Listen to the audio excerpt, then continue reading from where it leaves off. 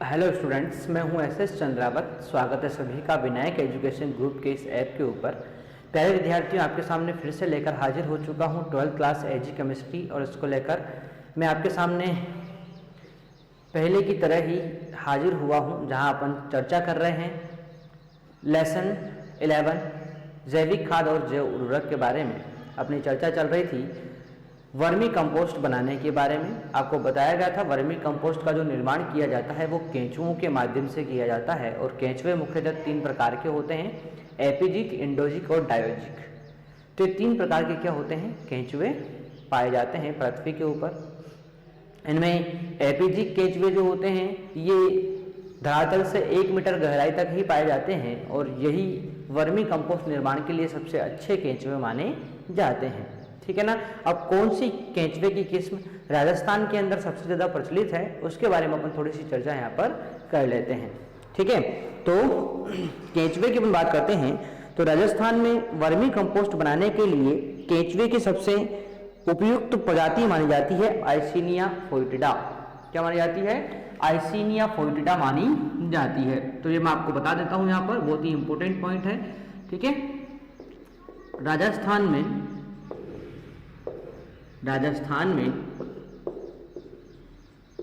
Vermi compost बनाने के लिए सबसे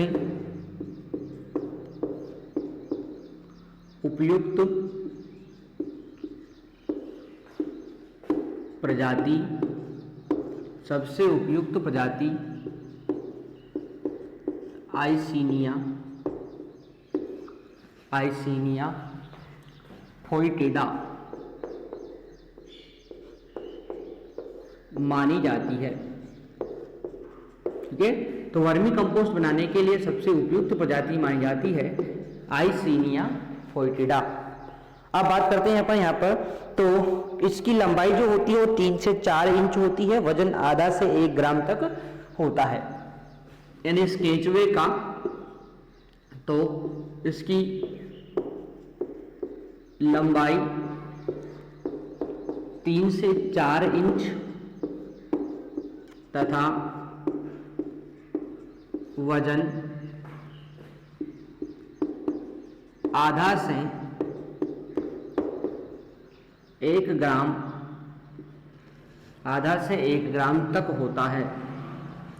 1 ग्राम तक होता है। ठीक है, तो आधा से 1 ग्राम तक इसका वजन होता है। आगे हम बात करते हैं, ये लाल रंग के होते हैं जो 90% कार्बनिक पदार्थ और 10% मिट्टी खाते हैं। ठीक है ना, तो यह लाल रंग के होते हैं जो 90% कार्बनिक पदार्थ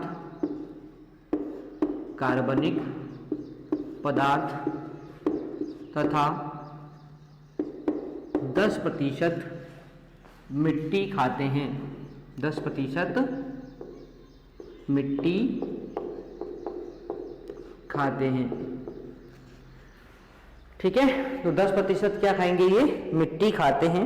आगे बात करते हैं, उपयुक्त परिस्थिति में ये केंचुए 4 सप्ताह से वयस्क होकर प्रजनन योग्य हो जाते हैं। यानी कि यदि उपयुक्त परिस्थितियां रही तो 4 सप्ताह के अंदर ये बिल्कुल जो है उत्पन्न होने के 4 सप्ताह बाद ही ये प्रजनन करने योग्य हो जाते हैं। ठीक है ना, तो इनके बारे में अपन यहाँ पर बात कर लेते हैं। उपयुक्त परिस्थितियों में ये केंचुए 4 सप्ताह में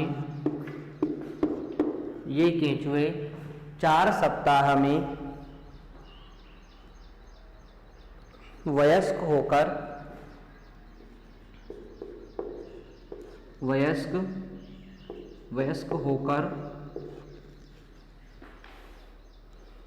होकर प्रजनन करने योग्य हो जाते हैं।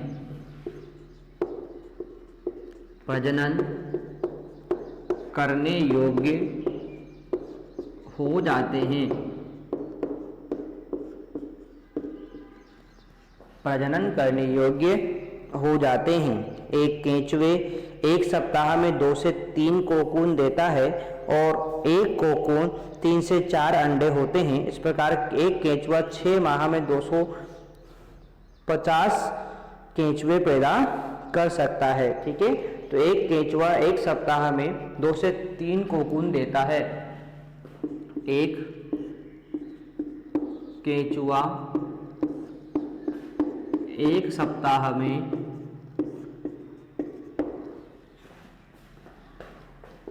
2 से 3 कोकून बनाता है, 2 से 3 कोकून बनाता है एवं एक कोकून में 3 से 4 अंडे होते हैं। एवं एक कोकून में 3 से 4 अंडे होते हैं। इस प्रकार एक केंचुआ प्रत्येक सप्ताह, एक केंचुआ 6 माह में, इस प्रकार एक केंचुआ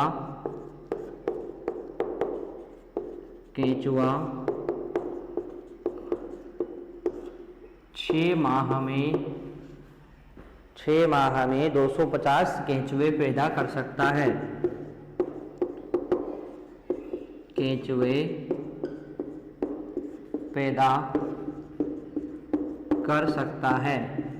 ठीक है, तो इस प्रकार से अपनी यहाँ पर बात हो गई है कि जो एपीजिक केंचुए की किस्म है आइसीनिया फोइटिडा, ये राजस्थान में वर्मी कंपोस्ट बनाने के लिए सबसे उपयुक्त मानी जाती है। लंबाई इसकी 3 से 4 इंच होती है। आधे से 1 ग्राम वजन तक इसका होता है। लाल रंग का ये केंचुआ होता है। 90% कार्बनिक पदार्थ और 10% मिट्टी को ये खाता है। उपयुक्त परिस्थितियां यदि है तो ये केंचुआ 4 सप्ताह में ही वयस्क होकर प्रजनन करने योग्य हो जाता है।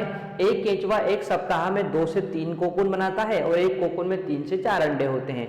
ठीक है ना, तो इस प्रकार से एक केंचुआ जो होता है लगभग 6 माह के अंदर 250 केंचुए उत्पन्न कर सकता है। तो इस प्रकार से जो है अपन बात करें यहाँ पर राजस्थान में वर्मी कंपोस्ट बनाने के बारे में, तो मैंने आपको बता दिया है आइसीनिया फोइटिडा किस्म जो है यह सबसे अधिक प्रचलित मानी जाती है। ठीक है, अब अपन बात करेंगे वर्मी कंपोस्ट बनाने की विधि क्या होती है, इसके बारे में अपन यहाँ पर चर्चा करते हैं। ठीक है, तो यहाँ तक की बातें आपने नोट कर ली होगी। ठीक है, बढ़ते हैं अपन आगे की तरफ।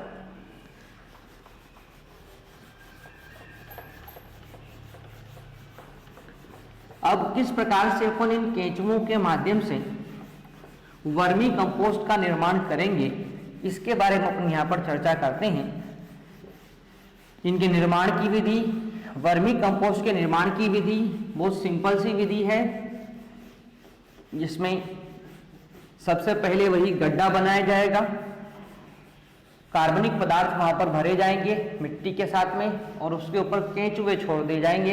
एक सामान्य सी अपन रूपरेखा के रूप में इसको इस प्रकार से देख सकते हैं। बाकी विस्तार से मैं आपको इसकी विधि के बारे में यहाँ पर बताने वाला हूँ। ठीक है, तो हेडिंग है वर्मी कंपोस्ट बनाने की विधि। वर्मी कंपोस्ट बनाने की विधि। वर्मी कंपोस्ट बनाने की विधि, इसके बारे में अपन बात करते हैं। तो देखो भाई, इसको बनाने के लिए ऊंचे व छायादार स्थान का चुनाव करते हैं। इसे बनाने के लिए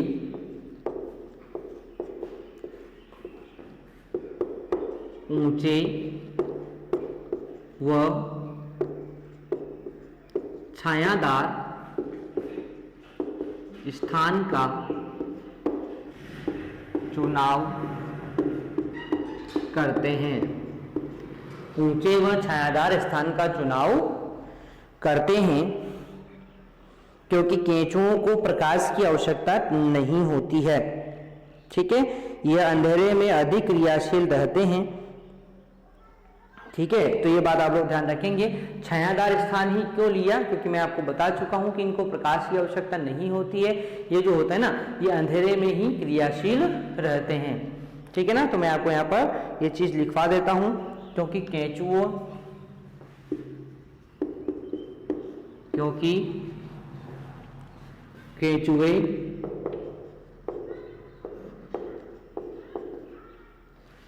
क्योंकि केंचुए को प्रकाश की आवश्यकता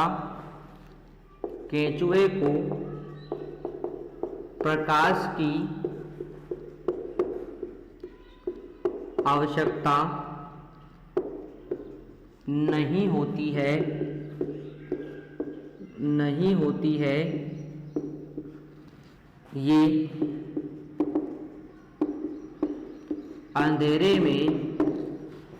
ये अंधेरे में अधिक क्रियाशील रहते हैं।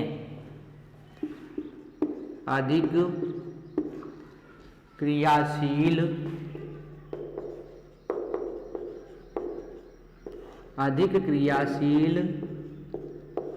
रहते हैं। ठीक है, तो अंधेरे में क्या होते हैं, ये अधिक क्रियाशील रहते हैं। केंचुओं द्वारा प्रजनन व खाद्य निर्माण के लिए नमी की आवश्यकता होती है। इसके बारे में अपन यहाँ पर बात कर लेते हैं। तो देखो, केंचुओं द्वारा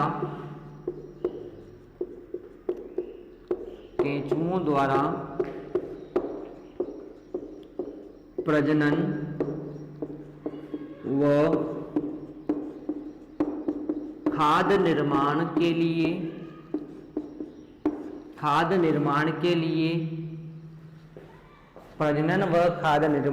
लिए 30% नमी तथा 25 से 30 डिग्री सेल्सियस ताप की आवश्यकता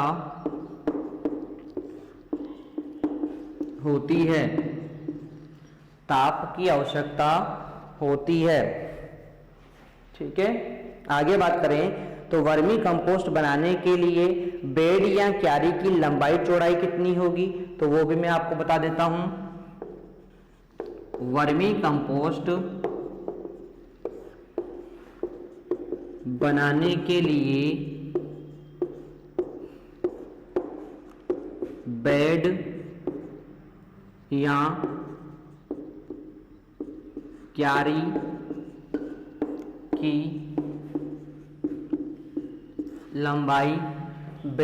क्यारी की लंबाई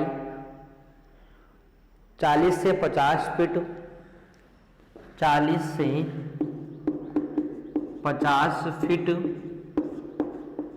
तथा चौड़ाई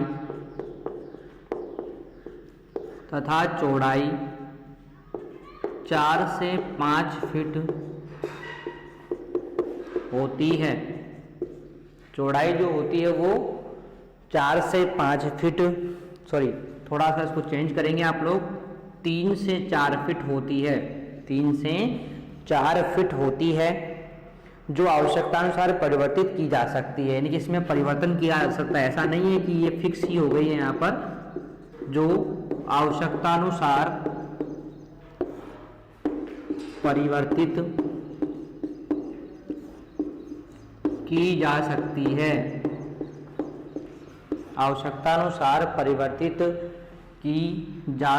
है, ठीक है, आगे बात करते हैं। अब क्यारी में मामूली सड़ा हुआ सूखा चारा, तिनके, कड़बी, जूट आदि की 3 इंच मोटी परत लगाकर बिछोना बछाया जाता है। यानी सबसे पहले क्या करेंगे अपन, क्यारी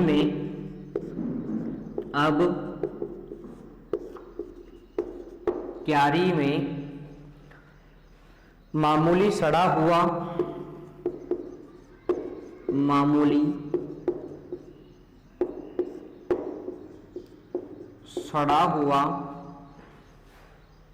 सूखा चारा, तिनके, सूखा चारा तिनके, कड़वी, जूट आदि, जूट आदि की 3 इंच मोटी, आदि की 3 इंच मोटी तह लगाकर बिछोना बिछाते हैं, बिछोना बिछाते हैं। तो इस प्रकार से अपन ने यहाँ पर क्या किया, वर्मी कंपोस्ट बनाने की विधि के बारे में एक सामान्य सी बात अपन ने यहाँ पर की है। एक बार मैं फिर आपके सामने रिपीट कर रहा हूँ, ध्यान से आप लोग देखिए। इसे बनाने के लिए अपन क्या करेंगे, ऊंचे व छायादार स्थान का चुनाव करेंगे, यानी वर्मी कंपोस्ट बनाने के लिए ऊंचा व छायादार स्थान को देखना है। छायादार ही क्यों देखना है, इसका कारण है क्योंकि क्या होता है, केंचुओं को प्रकाश की आवश्यकता नहीं होती, ये अंधेरे में अधिक क्रियाशील रहते हैं, ठीक है ना। उसके बाद केंचुओं द्वारा प्रजनन व खाद्य निर्माण के लिए 30% नमी होना जरूरी है और 25 से 30 डिग्री सेल्सियस तापमान होना की आवश्यकता होती है। वर्मी कंपोस्ट बनाने के लिए जो बेड या क्यारी की अपन बात करें तो उस बेड या क्यारी की लंबाई 40 से 50 फीट होती है और चौड़ाई 3 से 4 फीट होती है। ये आपको ध्यान रखना ही नहीं। इस प्रकार से आपको बेड या क्यारी की निर्माण करना है। इसको आवश्यकता अनुसार अपन बदल सकते हैं। मान लेते हैं अपन ज्यादा का वर्मी कंपोस्ट बनाना है तो अपन इसको चेंज कर सकते हैं। अब इस क्यारी में क्या करते हैं, मामूली सड़ा हुआ सूखा चारा, तिनके, कड़वी, जूट आदि जो है 3 से 4 इंच मोटी तह यहाँ पर लगा देते हैं और उसका अपन क्या कर देते हैं, बिछोना बिछा देते हैं। तो इस प्रकार से एक सामान्य सी बात वर्मी कंपोस्ट बनाने की विधि के अंदर मैंने आपको बता दी है, ठीक है। तो यहाँ तक बात आपको समझ में आ गई होगी प्यारे विद्यार्थियों। अब आगे जो है इसमें वर्मी कंपोस्ट बनाने की विधि की जो आगे चर्चा है उसको हम पढ़ेंगे नेक्स्ट क्लास में। तो यहाँ तक की बातें आप लोग कंप्लीट कर लेंगे। मिलते हैं नेक्स्ट क्लास में, तब तक के लिए टेक केयर, बाय।